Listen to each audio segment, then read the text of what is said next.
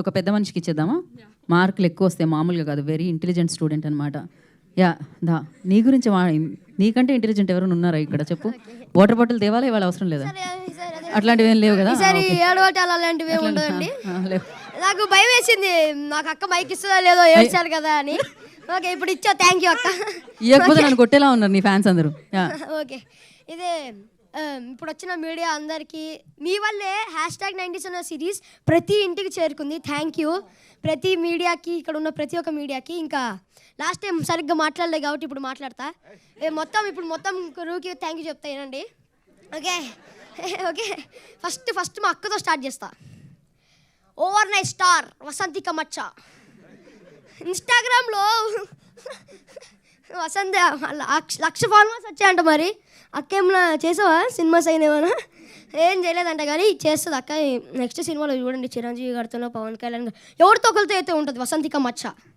గుర్తుపెట్టుకోండి, ఫాలో కొట్టేయండి ఇప్పుడు వెళ్ళి.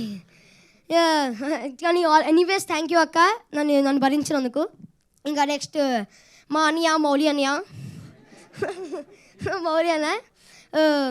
ఏ ముహూర్తంలో అన్న ఈ స్క్రిప్ట్ ఉన్నాడేమో కానీ మౌలి అన్న తన భుజం మీద పెట్టుకొని మొత్తం #90s ప్రమోట్ చేస్తాడు అన్న.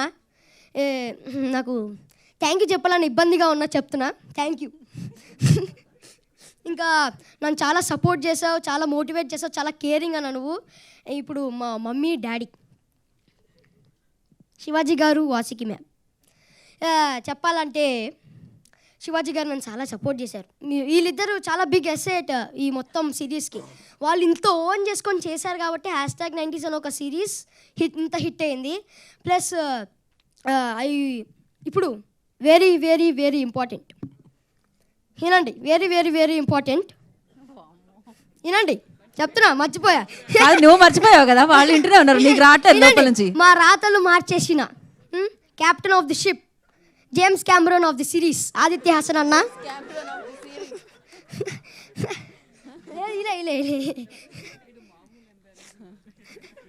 కాదు అన్న, James Cameron of the series.